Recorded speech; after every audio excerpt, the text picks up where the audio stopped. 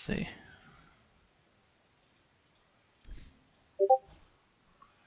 You have won quite some MMR as well, right?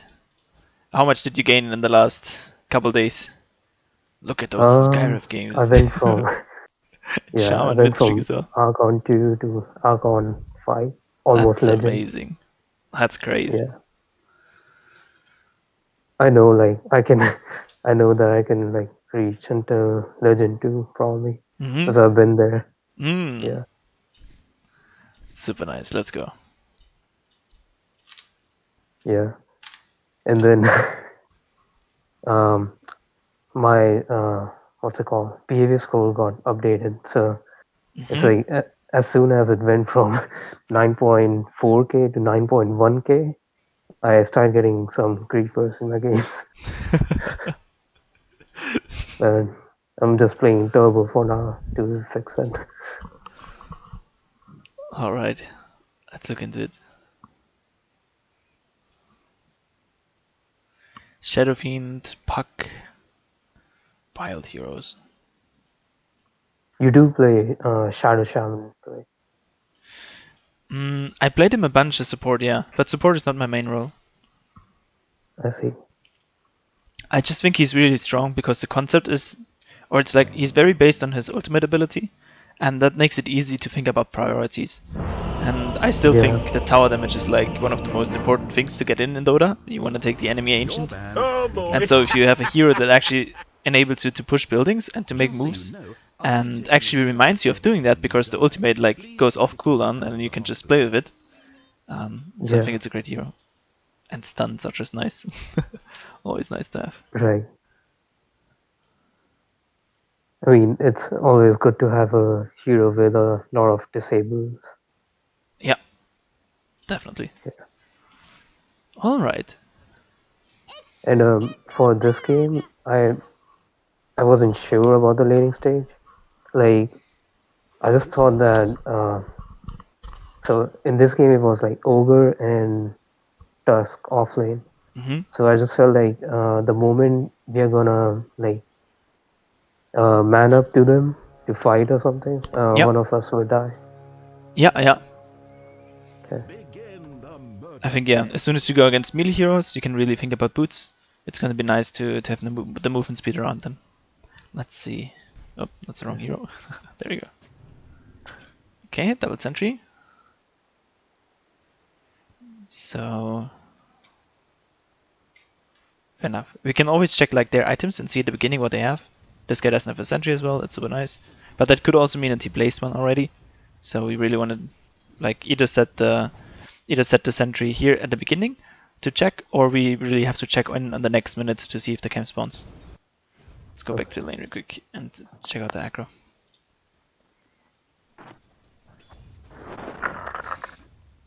Yeah, what I would do here, I think for the carry even, the carry is probably not going to do it at this MMR, but you can drag out the creep wave, like you can stand here and draw aggro, and then the creep wave goes outside of the tower, and the wave Yeah. doesn't push in as hard. Because this creep, yeah. Ah, nice. Super lucky. Ah, they actually got big in and big out. And then from the position, that's just yeah for laning. Um, you never want to really be caught off between two people, and you don't see the other guy, and the probability of him being on the right side is quite lower, I think. So I would probably be here on this side and try to harass him from here, and you can also then draw aggro if you do it from hitting into this direction, which is easier than up here for the Weaver. So you can be in this direction and then focus mainly on hitting him and getting the denies. Okay. Yeah. Over here, I don't know why I thought about like tanking some of their spells or something. Mm-hmm. But actually, they both have melee, so Hmm. it Uh, doesn't matter about it. and for the I skill guess. point, I would probably start with the Q, because like even if you stun one at the beginning, you're not really gonna kill him. Maybe you can hold the skill point if you want, and then play for the bounty rune, and if an opportunity arises, then you can use the stun. But I would on tendency I would level the Q first, just to secure range creeps, and that makes it easier. And then you're gonna get level 2 automatically, and then you can think about getting stun. Okay. All right, the wave pushed, and now the minute is coming up. We want to see the small camp. Perfect. It spawned. Nice. Did they deward? No, they didn't. Okay. Can check out the wave. Gonna pull. That's just a short thing. But you can try to figure out like how long you can stay on the wave. You've been standing here for a little bit, and you can check out, okay, when exactly do I need to walk over? I don't know what's the stacking time there, or pulling time. It's second 16, I think, 16 to 17, maybe a little bit earlier. So you should be able to stay here like until 10 after the minute. Okay. First blood, and it's already icing over. And here, so the main idea of pulling, in my opinion, is to delay, of course, the wave here, so the next wave pushes in, but also to deny as many creeps as you can. So you have to hit those creeps once, pull them back, and then you don't want to hit them anymore, because if you push them, the pull is not going to be as effective. What you want to do is you want to sit there, and then look at the creep that they are attacking. This is the middle creep right now. They're attacking the middle creep, and you just want to wait, and as soon as it's in deny range, you want to keep hitting it and denying it. And this way, like one less creep ends up there. But you don't really Okay. like, your main intention is not to farm this camp. You can take the CS if you see it's low anyways. But your main idea here is to destroy as much of your creep wave as possible. That's why many people, they stack the camp first at minute like 53, 54. They stack the camp and then they pull, because then you're guaranteed, if it's not contested, to destroy the whole wave. And here, like in best case, you get like one or two Already creeps. icing over. But as soon as you push those Okay. creeps, like none of them is gonna die. And that's nice. Yeah, you can take a CS here, and then I would constantly deny this as much as you can. And probably we can look at this Weaver. Okay, he has tangos, that's fine. But So, that's always, yeah. question. Mhm. So, do you think it would have been better to first stack it and then pull it? I think so at this time, yeah. Like in the very first minute, I feel especially in the first minute, we can look at the scenario here, Rebecca. But this is something I guess you're gonna have to try out a bit, and then just see if it benefits you. But in this scenario right now, I feel there's still some creeps that you can contest. Like you could have contested, for example, this creep first, and then stack this one later. Wait, is this even the right time? Yeah, yeah. You could have contested this creep. You could have like played with your carry a little bit, and then like if your carry gets level 3, it's way easier for him to sustain the time alone. And I think this wave is gonna push in general, and you can draw aggro and like manipulate it this way, and then just stack this camp like in 40 seconds. Yeah, because like the Okay. result now is, since he's level 1, like he has Siguchi level 1, it's difficult for him to overcommit in it, and then he takes a lot of damage, and he can take the CS, Over. and now he's like super low, so it's difficult for him to play on the lane. So I guess I think it's, if it's not contested, or if you have a carry that's not super strong at early levels, you can stack the camp first. And this would also enable you to like destroy the whole wave, which is net more efficient than just to destroy like one or two creeps. Okay. But in general, I like a pull. Like it's better to pull one time too often than one time too little. Cool. And now I'm just curious, like, what is this ogre guy doing? And yeah, probably like if he plays it right, he's watching mid and he's dewarring this camp. Nice. Cool, yeah. Do you think I should have taken Q or W? You need 1 point in Q, I think. So many times in laning stage, it's the carry is unable to actually protect the enemy creep. Like once the creep wave meets, let's get free camera in again. Once this creep wave meets, there's so many times where people draw aggro, and then the range creep dies first, and many carries can't really commit to this, or have like too little damage to make it a secured CS. So you wanna, as support, if you have an ability, you wanna level at least 1 point in it, and then you can always secure range creeps if they're up to debate. Okay. Nice pull again. This is real nice, this pull, I think, because your carry has to stay back anyways. Like, look at the wave position. Before, the wave was like here, and you can still fight for it, but now the wave is like, that was way too far in, and it's dangerous for the carry to even be there. He recognizes it himself, and then you can safely pull, and you really benefit him a lot. This guy's gonna cast some spells, doesn't really matter, I think. Nice. And again, yeah, best thing is to like attack them as little as possible, attack the neutral camp as little as possible, try to deny as much as you can. Yeah, Nice. the viewer got mad at me Yeah. because I was I was leaving him. Yeah. I think if you would have like stacked the first camp and then pulled it, he wouldn't feel like the sense of being left alone. But at this Yeah, point, I think it was right. Like once the wave is up here, you definitely wanna pull him. Oops, that's live.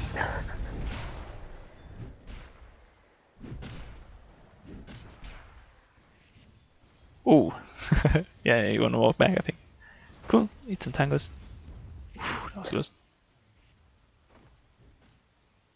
Nice. Let's see what's in the courier. All right.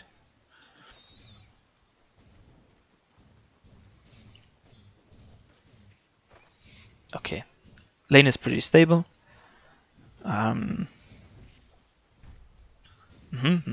Another benefit of having Q early is that you can use your mana, because if you have like double stuns, then you kind of have to be happy to be in circumstances where your stun is actually useful and where you can commit on people. But if you have a Q, you can just like throw it out and your mana still regenerates and it's not wasted. Here I would stack probably again because the wave like looks kind of decent. Let's see. Nice, really nice, well done. Great job. And then maybe here I would sit again with the carry a little bit and then pull the next. Let's see where you went. You've been walking for the rune. I think you can go for the rune. Like it's always important to pick up a rune, I feel. But you want to look at your carry first. And if you see a lane like this, then again, as soon like if the lane is in their tower, then it's not really contested. If the lane is on your tower, it's not really contested. But if the lane is like somewhere in the middle here, then they're gonna contest your carry a lot. And in those times where the lane is like in the most difficult spot, you want to be with your carry as long as you can, because they're gonna commit on him. And I think this is exactly what's happening here. And now again, he feels really alone, and he feels like, look at all those CS, we can't really contest them, and what is my support doing? And then this bounty rune, like even if you lose it to enemy, it's not that bad. But look at this poor guy, he really gets zoned out. And like even if he survives this, he's not really able to play. Yeah. So I think he's really right to ping you there. Even though from your perspective, like it looked super reasonable. He had full HP, and you were just like, well, I just stacked, and it's natural for me to walk here and to pick up a rune. But if we look at his perspective, it's like, well, every time I needed my support, he wasn't on lane, and every time the lane was actually like contested, I didn't have a support. Like once the lane was here, I couldn't farm it anyway, we couldn't contest it anyway, and then I had a support. And once it was here, I had a support as well. But every time it was like in the middle and contested, the support has been missing. Yeah, I see.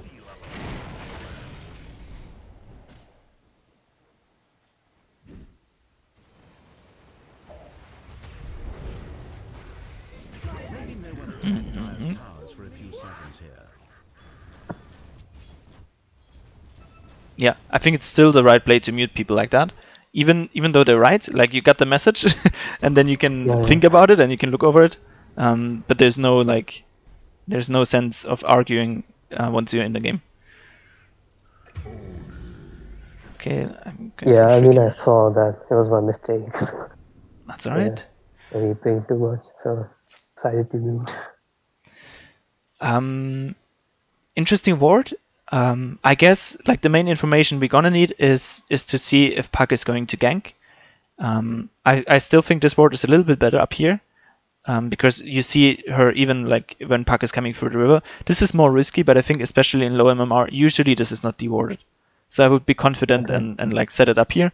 And once you realize you're like at 3-4k whatever, and it's getting constantly dewarded, then you can switch it up and like maybe even place it like in the river or like more on the side here. But you definitely want to see the river. Like if this guy picks up a haste, he might be coming down here, but he might also be coming from this side. Okay.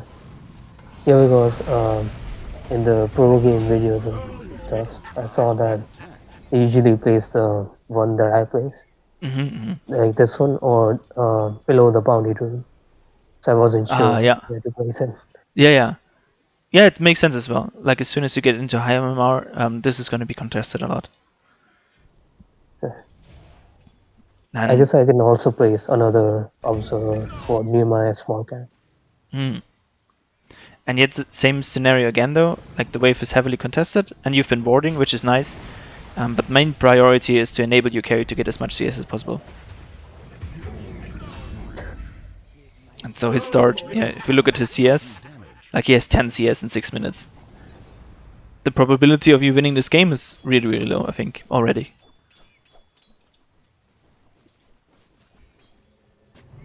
Wait, he has 10 CS? Mm-hmm. Let's look here. Yeah, look at this. Okay. He has 10 last hits. I see. And like he can't play in this area right now. And I think some general ways is like as soon as it's in the mid area, you want to cast your spells and then have like the Q to harass them a lot. And like if they're on half HP, they cannot make aggressive movements. Like if this Tuskar is sitting on full HP all the time, then he's super willing to trade against like this. Like even right now we see he's ready to go instantly. But for example, if he is as low as Ogre or like half HP, then you can stop the aggression. And I think the best spell as Shaman is the Q that allows you to do it. I feel like if you have a lane where it's super comfortable anyways, and you don't really have to pressure them because you feel like they don't really pressure you, or you have a strong carry that's enabled to play well, then you can put more points into the stun, and then it's going to be super valuable once you have the level 6. But if the lane is difficult, always try to get things that enable you to pressure the enemy on the lane. I see. Oh yeah, this guy's dead again, almost. And yeah, of course you want to stand on the tower. But that's alright. Like this is super nice for him. Now, yeah, now you could pull or stack or do whatever, because yeah, whenever they try an aggression, they can't.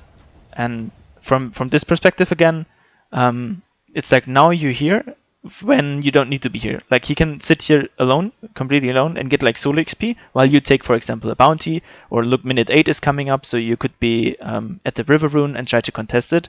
This is super important, especially if you have like an enemy mid laner like Puck.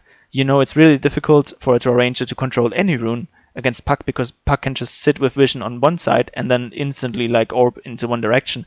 But if you, for example, would have walked in this case, let's see if you can recognize this and see a pattern there. Like as soon as the wave looks like this, you know, okay, this wave is gonna push in anyways. What's happening with Weaver? Look at this. Looks so weird. But like if it looks like this, then you know, okay, the wave is stable here, and if it comes under the tower, Weaver can be there solo because they don't have the potential for aggression. And we have minute 7 like 40. I can walk up, control this rune, pick up the bounty rune, let this guy get solo XP. I think this would have been the most beneficial move you can make. Okay. But instead, yeah, like look, he's super annoyed though.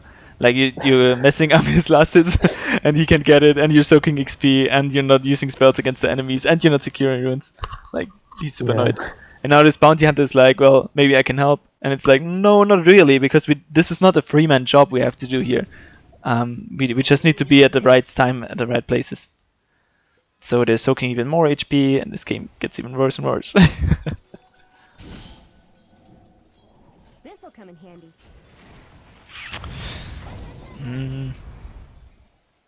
This is still a weird mix.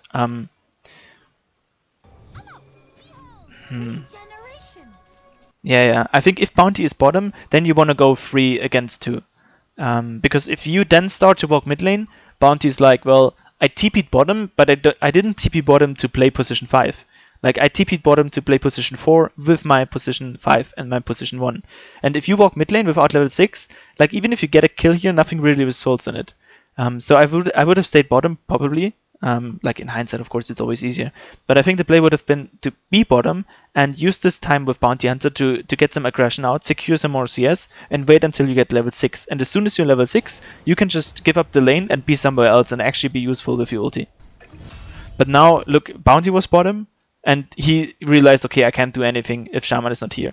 And now this guy is like, well, now I don't have a supporter and I don't have a position 4.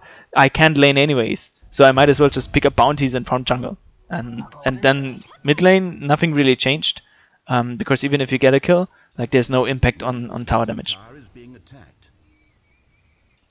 And now you're joining top. Alright.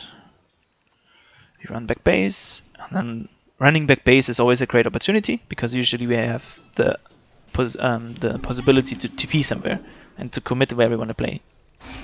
And since you're level 6, you want to leverage this as soon as possible, yeah, against mid lane tower or enemy safe lane tower. Yeah. Let's see what happens. Radiant's bottom tower under fire. Radiant's bottom tower is being attacked. Okay, we take it. Okay, we secured with a ward. Great, that's a great observer ward. I really like it. Yeah, and then you just want to get off the ulti as soon as possible. Radiant's middle tower is being attacked. I think Nice. That's really great. That's perfect. That was really well done. That was amazing. Look at the impact. We have to go over this again. That was crazy good. Radiant's mid So you decided to play some wards first, so your team can actually be safe. And then you even took the enemy bounty rune and waited until they pushed. And then you just went up there, instantly pressed the ulti, forced a lot of people top, and you got the tower, and you got the kills, and your offlaner didn't die. This is like the biggest impact of anybody we've seen here in the whole game. Look, even Puck is here. let its death be a lesson to us all. That's great. That's really, really good. Well done. Nice. Dire's top tower is destroyed. And now we have a lot of time. We can like basically say, okay, whatever we want to do right now, we can just wait until we have the next shaman ulti and then do the same thing mid lane. Perfect. Holy shit. That saved the gameplay. Yeah. This is how you turn it around. Well done. Dire's middle Then you tower play the This is enemy actually jungle. what I've been doing, like all those. That's how you almost- win games. Yeah, it makes sense to me. But my laning stage is so bad. Yeah. But I guess yeah, like on average, I think this is still better than what most people do. Just because of this one action, man, that just really changed the game. Even if you look at the net worth, it's in your favor again. That's crazy good. All right, in those waiting times, like as soon as we don't have ulti anymore, you're not really a threat to anybody. Use this time as much as you can to farm on places where nobody else wants to farm. Like if you realize, for example, okay, this wave is pushing in and it's really dangerous for my carry to farm it because he might die, then this is a nice place for you to farm. Or maybe you're Crystal Maiden and you can jungle a little bit, or maybe later on you get a shard, you can jungle a little bit. But like as soon as you don't have ult, it's you time, unless your team really wants to do something. And then just try to gain that worth. But that's great, he died again. On the jungle camps, right? On Shadow Shaman. Hmm. I cannot, or I can. Farming the shard?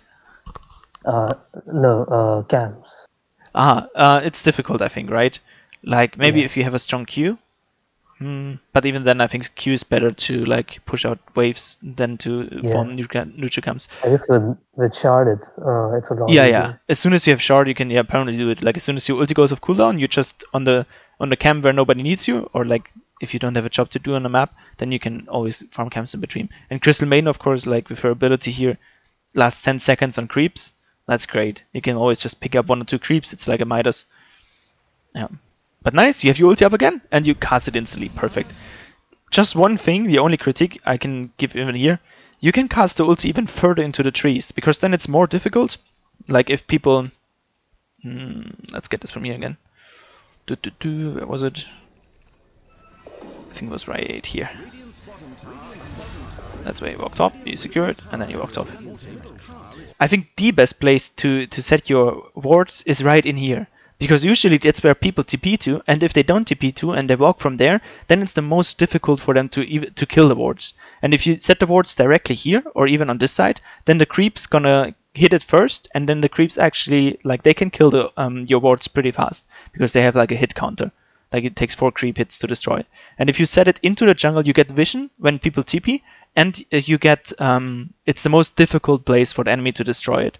And then you just have to figure out like where exactly can even the last snake still hit the tower. But I think the range is pretty high. But still, it's like it's still a really, really good play. And then let's skip forward to mid lane. 5 seconds, and then you instantly cast it. That's amazing. That's like exactly what you want to see. And same thing, I would probably try to cast it inside here. And then you have the most area where you want to fight. Because if the enemy is gonna fight for the camp, they're not gonna come from here. They're gonna come from this side, they're gonna come from this side, and then you really have the vision advantage, and the creeps don't kill the wards. But either way, like this secures the tower for you unless they waste like every resource. And usually, this is usually what happens. People die because they try to defend the tower and they're not walking together, and it's super nice for you. Look, this is like 2k gold extra network for you. Crazy good. Well done. That's something new I learned about Shaman, I guess. Yeah, The yeah. ulti aspect. Nice. Okay, okay. Let's look at this again. I was thinking for a second maybe this is good because Straw can kill this guy. But it's just a Tusk. I think if this would have been a Puck, then maybe this would have been the right play. But now your draw is not with you, and this guy just TPs out, and it's very split, and yeah, it's might still work out in your favor, I think. Doesn't he have ult? Yeah, he doesn't have ult. Ooh. You're probably still fine. Let's see. No! Yeah. I think in this case, that just comes down to like psychology of like what target people go for first. And I guess in this case, it's just about like destroying the first target that they see. And you can always like set priority on your damage dealer. And if you check this Titan, you see, okay, he doesn't have ult, then you don't want to like go for him. And draw ranger is like usually it's mid laner or carry, your main damage dealer, and then you want to just set up a target for your carry or core to hit. And I think it would have been this guy in this case, because then he would have just died, and then you could go like S4 together united against one Tusk, and then he probably dies as well. I see. I wasn't expecting the Crystal Maiden to TP. Yeah. So I actually ended up using both my Disabling. Yeah. I'm actually surprised that Puck wasn't here instantly, because like Puck could have like coiled those targets instantly and they could have turned around. But usually people react quite slow, I think, on ganks like that. It was still a great idea, I think. The next time, maybe you can center it around abilities. Like, even if you see, okay, your ulti is on cooldown, and you still want to make a play, see that your other heroes have, like, great ultis or item timings. And, okay, you can argue your Ranger just got Dragonlance, maybe. But is it strong enough to, like, to commit for a play? I think, like, in 27 seconds, if you do it then, with Ravage, that would be great. But I like the attempt. Still worth the try. And a question. Okay, this thing I never understood. When do I buy a blink or a ether lens on Shaman? Let's think about this real quick. Like a ether lens manages you to keep a greater distance, but blink enables you to instantly get a connection on something. For example, if you would play against the Medusa, you would probably go for a ether lens because you just want to keep the distance and like shackle her from far away. But I guess against Puck, heroes like that have like one button escapes, you kind of want to go for blink, I guess. Okay. But it might be situational or even playstyle based. I don't play enough Shaman actually to have a great opinion on this. I think if I play Lion, I feel like Blink always is amazing because you can just hop in and you can instantly lock one guy down, and then there's a follow up. Okay. But I have to say, yeah, I don't have enough experience to really commit on that. Maybe even with Medusa could just press ulti if you're not there fast enough. But I feel like in many cases, having the extra range keeps you safer, and Blink is really required if you have to have an instant initiation. This, I think, would be my first thought. Another benefit, of course, from like a ether lens is that you have a bigger mana pool to fight in general, and you have more mana regeneration, so you can buy it in small steps. So maybe if you're further behind and you don't necessarily need a blink, then you can go for a ether lens because you can build it piece by piece and still have value from it instead of like having 15 to 18, or if you're behind, even 20-minute no items. I see. Yeah, usually I do buy ether lens after the blink dagger. Yeah. Yeah.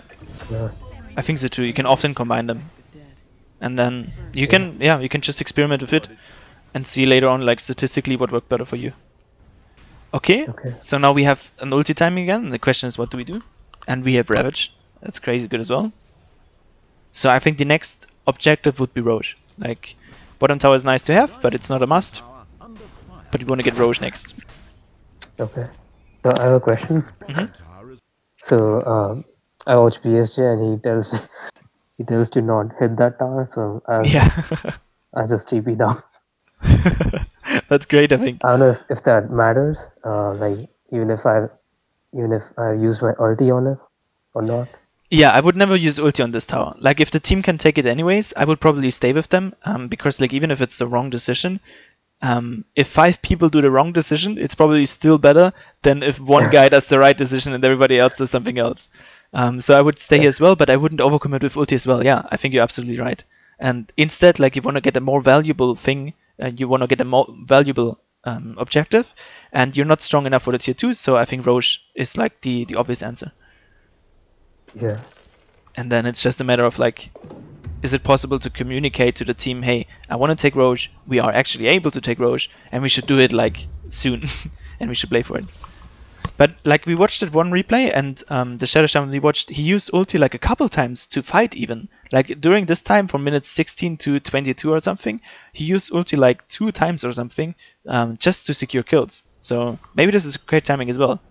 That like, if you have Ravage and Blink Dagger and you can smoke together and you can get something done with this, it's great as well. Yeah. So let's see what happens. We actually take a bad fight here, I think. I'm not sure. It's I kind wasn't of sure during the game why it was bad. I can kind of guess Actually, not already, here. or like, Not here. I tend to preach that fighting in the enemy triangle is always difficult, because like, wherever you go, you walk up into a high ground, and even if you win the fight there, there's not an obvious objective for you to take. Instead, if you play top, for example, and if you win a fight here, it's easier to cross like the border to the high grounds, and you establish like control over their like valuable farming space, and you have 2 objectives to take. Like, you can instantly connect to Roche, and you can connect to the enemy safe lane tower. So in general, I would advise to fight on the enemy safe lane. Yeah, I was thinking to like just kill this Crystal Maiden and then Yeah. we can like smoke over there or something. I see. Like crossing Yeah, to the, from triangle to the jungle. I think, and that really works well. But then you need to make sure that your team like has the same idea, because if you think, well, I'm just gonna kill this real quick and then like get out as soon as I can, maybe your team is like, well, we're going to go all in, we're going to use every single spell, and I'm going to use Ravage here, and we're going to completely overcommit. Yeah. And then it's kind of difficult. But it seems to work. Nice. And then you can retreat. This bottom lane, like, that's fine. Can TP mid. Nice. Oh, you even draw it. That's super nice. I love it. I love to see it. Were you able to tell that that was an arrow? Yeah. Fair enough. It's difficult to not draw an it on. But it's fine. The message goes through. And perfect. Look at this. Holy shit. That's super nice, actually. That's super nice. I think it's perfectly fine that you cast it here, because like, pushing this to a tower is not really your intention anyways. So just securing the kill of it, I love it. Well done. Yeah, I just wanted to kill the SF. Yeah, perfect. And then we can play in the top area. Love it as well. And you can have some me time. You can just farm the items you want to have. And we can look at Weaver timing. Let's see the Weaver items. Okay, here's Maelstrom. So before this guy really gets engaged, he probably needs BKB. So I would probably just farm the lane here, to be honest. And see, or yeah, if Weaver does it, of course. He should go first. We still have Ravage. Fair enough. Radiant's bottom tower. Okay. Nice. Good job. That was actually a nice read to see like that the enemy teammates is off our gun and the wave is pushing anyways. And look, now we can instantly pressure an objective even without ulti. Great, well done. That's super impressive actually, how you like turn the game around. At the laning stage I was like, the probability of you winning is so low. And yeah, you just took the right objectives and it's still fine. Yeah, this is what I've been doing all games, like in all the games. Like I snowball like this, but it doesn't matter how my lane stage goes. Yeah, I mean, it does matter, but yeah, of course, like, I think if you have like this nice of a game sense, then you can excuse a lot of mistakes. And then, of course, the higher the MMR gets, the more those mistakes actually matter. Like if you play 5k or 6k and your carry has 10 CS after 6 minutes, you're not gonna recover, even if your game plan is like super nice, because they're just gonna they're gonna react to it and count it. Nice, the wave is pushed. You can set an ulti here. Okay. Okay, that's alright. And then the goal is just not to defeat here now. I think that's what happens in my games always. It's like we overstay and there's not really anything to get anyways. And then we're kind of dead. I see. I almost wanted to save that ulti for Roshan. Because I know then my teammate would not group up and instantly go for it. Yeah, yeah. You can actually, yeah, you can just press it. It's like the same with smokes. Like if teammates don't want to go anywhere, you just press a smoke, and then they're smoked anyways, and they will follow. Good stack, but you blocked this camp. You blocked Yeah, this. I didn't see. It's live. Okay. Okay. Uh, There's a bad fight coming up. yeah. Like right now we don't have 2 ultis again. That's like the first thing I can call, and then we don't see people. Okay, we see Tusk now, but we don't see Puck. We don't see Shadow Fiend. Dire's middle It's tower super is risky being to play here right now, and it's not necessary as well. Like your main goal is to get BKB on this Weaver and to get your next ulti and Roche, and you can get the same value from you farming like this area and Weaver farming this top area without ever being in danger. And like I see. splitting up in this half of the map, like if it works, it's great because then the enemy doesn't farm at all.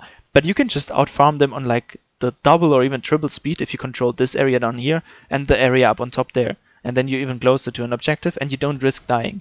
And this is usually, if a team is behind, like if I would coach this enemy Crystal Main, for example, right now, or enemy Puck, I would recommend them to smoke because you know they just use Shaman ult and you know they're very split apart. So you can, maybe you can get 1 kill and actually push out waves this way and then create Yeah. some space to get back. That makes sense.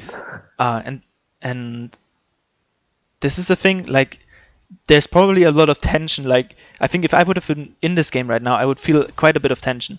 Where's your hero? It's non-existent. Disappeared. Invis. Okay, there we go.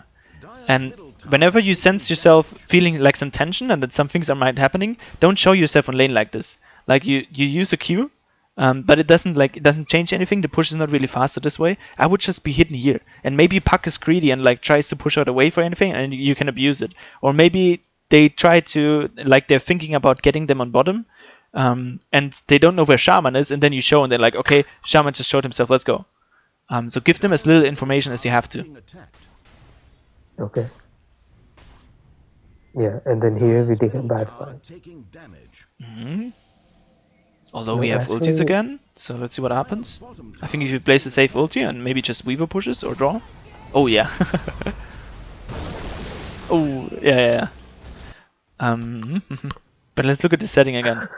To just think like what would have been the ideal thing. I guess in theory you just want to be together with your cores, and then the goal is to take this tower again. And getting this tower actually doesn't require them to die. Like they don't need to die in order to lose the tower. You just need to secure the wards, and you need to be able to fight for the wards and get some core hitting this tower with the wards as well. And then the tower just falls instantly and you can retreat. And going there and then initiating an ogre is really difficult because this ogre really doesn't care. Like if you go in Maiden and Maiden dies in 2 seconds, that's maybe a difference. But then again, we have a Tusk that could save her. We have many people that can save her. But maybe you can make a jump like this if you see Puck, and then it's worth it. But even if ogre dies, it doesn't change the state of the game. And he probably doesn't die. It could still work. Like if you have a Netref lead, it could still work. Yeah. Radiant's top tower is under siege. Look, you've been so far ahead that it still even doesn't really matter. And you probably still get the tower. Yeah, I don't know why it felt like it was a bad fight. Yeah, I mean, it's definitely not ideal. Like, you could have all lived, defended the tower, and get the kills, and then Roche instantly afterwards. But I guess your net worth is high enough, and you outfarmed him good enough since you took control over the map so early. But yeah, you don't need to jump for targets, and just focus on objectives. And just do the necessary thing to take them, and not overextend.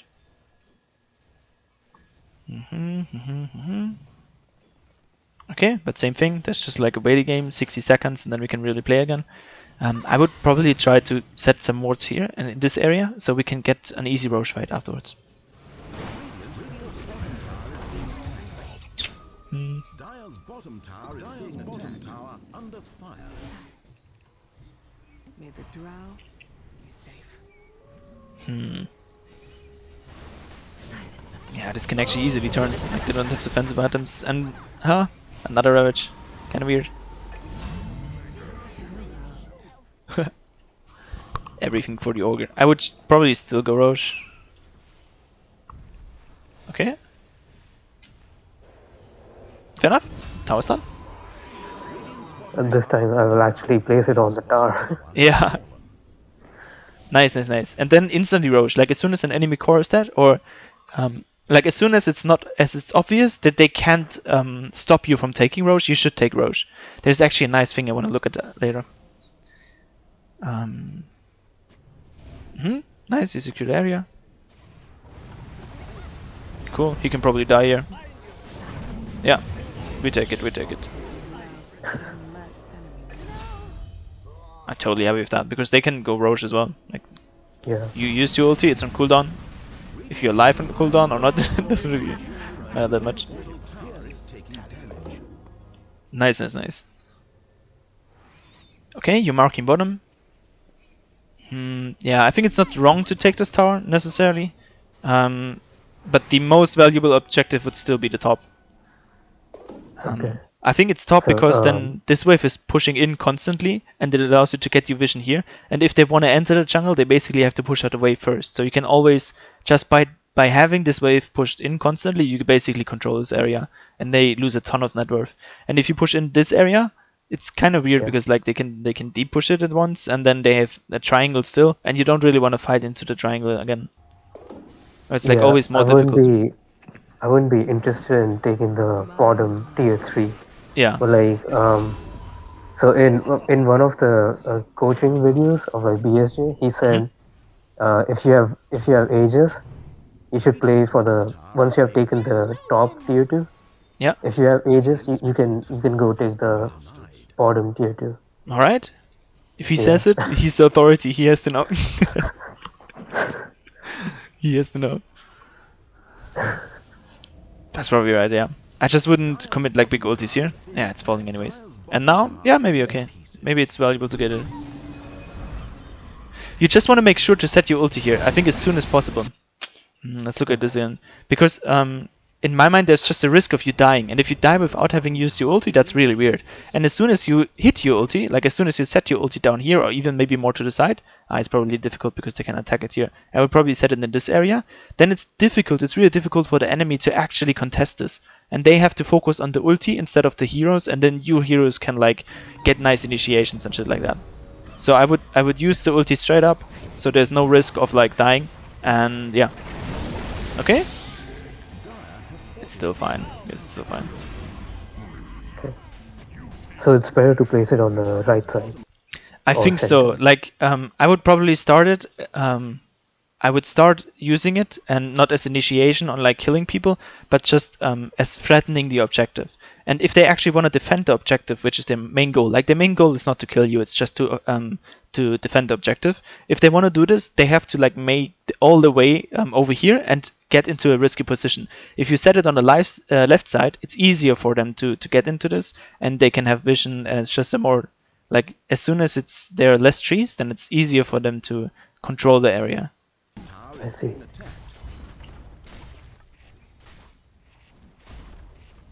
Dire's bottom tower Nice, nice, nice. I like your position. I love it. That's amazing. Well done. is being attacked. Because there's no way that they get on you, and if they overcommit, you're instantly there with the blink. Perfect. It's just perfect. Bottom barracks has fallen. Radiant's middle tower is taking damage. Okay. Look at how invulnerable Dire's Yeah, it's probably over at this point. Well done. Dire's top tower is being attacked. Dire's middle tower is taking damage. Dire's top tower is falling. Let's get Radiant's top tower is being attacked. Radiant's Nice, nice, nice. tower is under siege. Dire's middle tower taking Alright, one last thing you can look over is item build. Maybe it's more efficient to build mana boots first for laning stage, and then you can transform mana boots later on into Aether Lens and then switch it out to Tranquil boots. But I would have to like look at some pro replays right now as well to see what exactly they're doing in the patch. And actually, this way you can figure out which is more efficient in the end, Blink Dagger or Aether Lens. Yeah. So for viable tranquil boots was a because of the ogre W and the bug. What's it called? Orb. I think. Mhm. Yeah. So I just thought that they would be nuking me a little bit. So I need to regen ASAP or something. But nice! But I think Really I well can played. do the arcane boots. Yeah, give it a try. See what you think. Yep. Super nice, super nice. I loved your rotation. The way you used your ulti at the beginning, that was so impactful. 30 minutes. This game looks like a stomp. Like if you look through it from a draw ranger perspective, this looks like a complete stomp even she didn't do anything. Like she was just there to push the buildings and then Shaman set everything up. And yeah, Yeah, I think if people. you can keep up this movement and perfect on it, you can even neglect laning stage a little bit and just see where you hit the ball. And as soon as you realize, okay, my win rate is going back to more of like 50%, then we can really start investing into laning stage and trying to look at the really small mechanics and see where you should be when. But yeah, Yeah, looking at this replay, I actually realized that mm, my laning stage is actually mediocre, I would say. I still yeah, have yeah. to work on so many things. But I mean, yeah, as long as you're winning, never change your running system, and then Yeah, I can keep going. Really nice, really nice. All yep, right. Maybe so far for today. yep.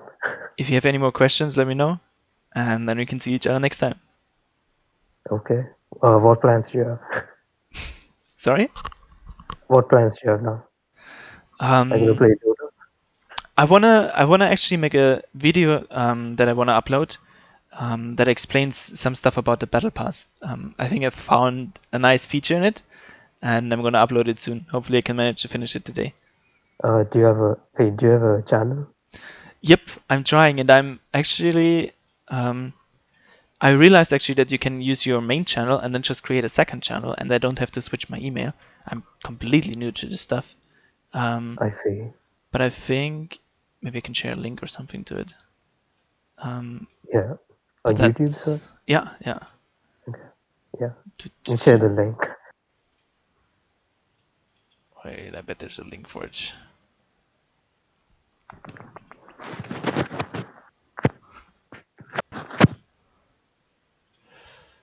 Yeah, it's called Geo's Gaming Experience, or the Geo's Dota Experience, I think. Maybe I change the name soon. I don't know. Just first try, and then I can I upload. mean, you can test out everything. Yeah, You're just starting out, right? yeah, yeah. Yeah. And then I can upload a couple of things. This is one video from last patch I uploaded. I just wanted to save it because maybe I want to look at it later on, and then I can upload like short things I'm gonna do. For example, for the battle pass, that I can just refer to then later on. Like if somebody asks me, okay, what should I pay attention to? I'm just gonna send them a link instead of having to talk to everybody. And I hope this makes it easy as well. Right. All right. That sounds really good. Yeah, I'm looking forward to it. Yeah. Cool. All right. See you Okay. later again. Good luck in your games, Yep. and keep See ya. having fun. Bye.